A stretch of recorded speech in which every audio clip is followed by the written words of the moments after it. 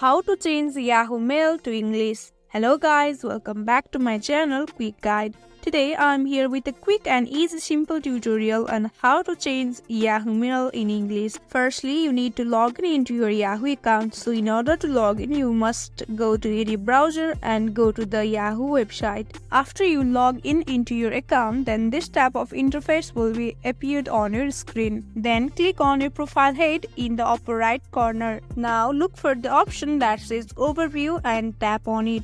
Tap on the personal info and scroll down.